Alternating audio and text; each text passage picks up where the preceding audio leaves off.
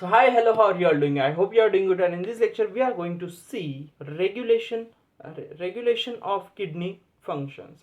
तो हमारी किडनी होती है, उसके कोई फंक्शंस होते हैं. अब वो ऐसे ही फंक्शन नहीं करने देंगे, उसको उसको रेगुलेट करने का काम होता है.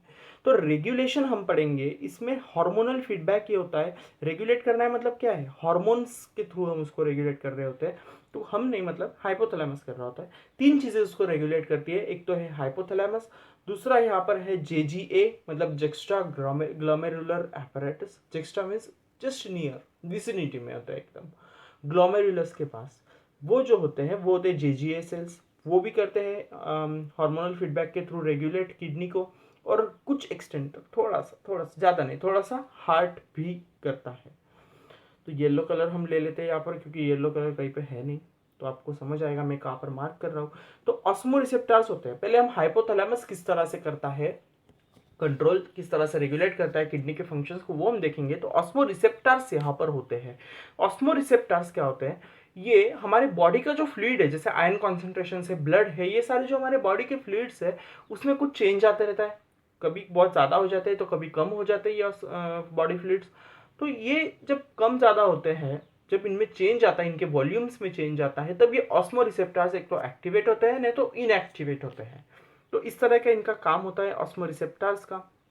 अब हाइपोथैलेमस किस तरह से करेगा कंट्रोल, किस तरह से रेगुलेट करेगा हमारे किसको, किडनी के फंक्शंस को, वो हम देखेंगे. तो डाईयूरेसिस यहाँ पर हो रहा है. डाईयूरेसिस मतलब क्या, तो डाईयूरेसिस यानी जब हमारे बॉडी से बहुत ज़्यादा फ्लूइड निकल जाता है, डाईयूरेसिस, राइट. तो लॉस ऑफ बॉडी फ्लूइड, यहाँ पर लॉस हो रहा है, बॉडी फ्लूइड बाहर निकल रहा है ज़्यादा.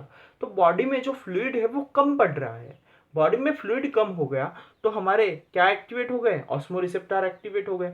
ऑस्मो रिसेप्टर जैसे ही एक्टिवेट हो गए, उन्होंने स्टिमुलेट किसको किया, हाइपोथैलेमस को उन्होंने क्या किया, स्टिमुलेट किया. अभी हाइपोथैलेमस जैसे स्टिमुलेट होता है, वो उसके न्यूरो हाइपोफाइसिस, हाइपोथैलेमस का जो पार्ट है एडिनो हाइपोफाइसिस, न्यूरो हाइपोफाइसिस, तो जो न्यूरो हाइपोफाइसिस है वहां से वो रिलीज करेगा ADH, that is vasopressin hormone. ये जो हार्मोन है ये है एंटी डायूरेटिक हार्मोन.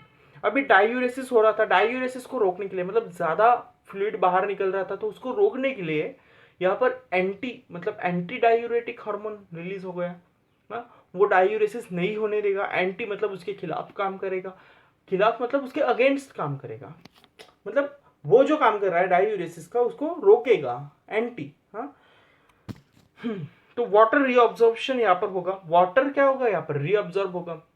जो किडनी के जो नेफ्रॉन्स होते हैं उसके जो लैटर ऑन पार्ट्स होते हैं, जैसे DCT या फिर CT कलेक्टिंग डक्ट या फिर डिस्टल कन्वोल्यूटेड ट्यूब्यूल, ये जो पार्ट होते हैं वहाँ से रीअब्जॉर्प्शन ज़्यादा होगा ताकि बॉडी में ज़्यादा फ्लूइड रह जाए.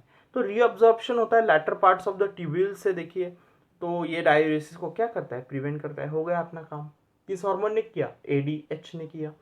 अभी ADH ने तो ये काम कर दिया. अभी अगर इंक्रीज होता है तो वहां पर हमने लॉस ऑफ बॉडी फ्लूइड देखा था, ज़्यादा बॉडी फ्लूइड बाहर निकल गया था. अभी यहाँ पर अगर इंक्रीज हो गया बॉडी फ्लूइड, मतलब बॉडी में जो फ्लूइड का वॉल्यूम है वो इंक्रीज हो गया बहुत ज़्यादा. ओके. तो अगर वो बॉडी का फ्लूइड इंक्रीज हो गया बहुत ज़्यादा, तो ये ऑस्मो रिसेप्टर जो है ये स्विच ऑफ हो जाएंगे, ये इनएक्टिवेट हो जाएंगे, और ADH जो है वो रिलीज नहीं होगा. अब ADH रिलीज नहीं होगा तो डाईयूरेसिस होगा. तो मतलब बॉडी में जो ज़्यादा फ्लूइड हो गया था वो बाहर निकल जाएगा. तो ये फीडबैक मैकेनिज्म ऐसी होती है.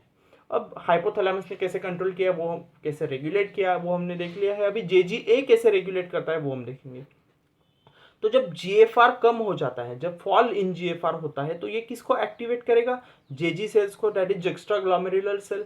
आप नेफ्रॉन की डायग्राम को देखिए, ग्लोमेरुलस होता है वहां पर, उसके पास के जो सेल्स होते हैं एक्स्ट्रा ग्लोमेरुलर सेल्स, वो एक्टिवेट हो जाते हैं और वो रेनिन को बनाते हैं. अब ये जो रेनिन है ये RENNIN नहीं है. RENNIN वाला जो रेनिन है वो इन्फेंट्स में मिल्क प्रोटीन्स को डाइजेस्ट करने के लिए बनता है, राइट. ये RENIN सिंगल एन यहाँ पर होता है, ये किडनी वाले में है. तो रेनिन जो है वो क्या करता है, वो एक तरह से एक एंजाइम होता है, कैटालाइज करता है किसको, एंजियोटेंसिनोजन को कन्वर्ट करता है एंजियोटेंसिन 1 में. कौन, रेनिन, राइट. अब एंजियोटेंसिन 1 को कन्वर्ट करता है एंजियोटेंसिन 2 में. कौन, ACE, that is angiotensin converting enzyme. ACE, जो कि हमें कहाँ से मिलती है, लंग्स से मिलती है, लंग्स से हमें ये मिलती है ACE एंजाइम। अब एंजियोटेंसिन 2 जो है वो एक वेसोकंस्ट्रिक्टर है। वेसोकंस्ट्रिक्टर मतलब ये समझो आपकी वेसल है, अच्छी कैसे चल रही है, अब इसको दबा दो, इसको ऐसा प्रेशर लगेगा, ऐसा प्रेशर लगेगा तो ये ऐसी छोटी हो जाएगी। अब इसमें का जो ब्लड है, आप इमेजिन करो पाइप है, एक बड़ा पाइप है, उसमें से वाटर फ्लो थोड़ा स्पीड स्लो होगा, लेकिन अगर उसको हम कॉन्स्ट्रिक्ट कर दे तो वाटर ज़्यादा तेज़ी से फ्लो होगा। अब वाटर ज़्यादा तेज़ी से फ्लो होगा तो फिर एड्रिनल कॉर्टेक्स जो है वहाँ पे ये स्टिमुलेट करता है हार्मोन रिलीज करने के लिए, दैट इज अल्डोस्टेरॉन, राइट। तो यहाँ से कौन रिलीज होता है, अल्डोस्टेरॉन रिलीज होता है, जो कि एक्ट करता है DCT, that is distal convoluted tubule, और CT, राइट। तो reabsorption of Na+ and H2, तो Na+ और H2O यहाँ से क्या होगा, रीअब्जॉर्ब होगा। अब ये रीअब्जॉर्ब हो गया तो BP क्या हो गया, हाई, राइट, और GFR क्या हो गया, बढ़ गया। BP हाई कैसे हुआ, क्योंकि ये कॉन्स्ट्रिक्ट हो गई, कॉन्स्ट्रिक्ट हो गई तो इसमें BP हाई होता है, राइट। ज़्यादा प्रेशर लगता है ना, अगर कम हो गया उसका स्पेस तो प्रेशर ज़्यादा लगेगा, तो BP बढ़ गया और जो GFR है वो भी बढ़ गया। तो GFR कम हुआ था, फॉल इन GFR यहाँ पर हुआ था, जो कि हमने यहाँ पर बढ़ा दिया कॉन्स्ट्रिक्ट करके। कॉन्स्ट्रिक्ट किसने किया, अल्डोस्टेरॉन, सॉरी एंजियोटेंसिन 2, जो कि एक स्ट्रॉन्ग वेसोकंस्ट्रिक्टर है। अभी हार्ट भी इसको कंट्रोल करता है, रेगुलेट करता है हमारे किडनी के फंक्शंस को। वो किस तरह से वो हम देखेंगे। एट्रिया है, अभी ब्लड फ्लो यहाँ पर बढ़ गया था, बीपी बढ़ गया था, तो हार्ट की जो एट्रिया है उसको पता चल जाएगा कि अब बीपी बढ़ गया है, राइट।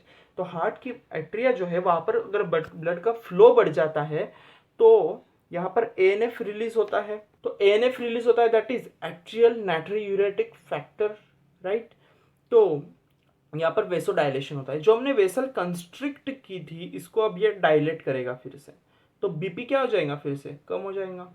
कंस्ट्रिक्ट की थी तो बीपी बढ़ा था, अब डायलेट की तो बीपी क्या हो गया, कम हो गया। तो बीपी बढ़ा था इसलिए हार्ट के एट्रिया को पता चला ब्लड फ्लो बढ़ गया है, बीपी बढ़ गया है, तो उसने क्या किया, ANF रिलीज किया, और ANF ने क्या किया, बीपी को कम कर दिया। तो ये है हार्मोनल फीडबैक मैकेनिज्म, इस तरह से हमारी किडनी के फंक्शंस रेगुलेट होते हैं। आई होप आपको ये समझ आ गया होगा। Thank you so much for watching this video, like share subscribe, you know that you can follow me on my Instagram handle. Thank you, bye.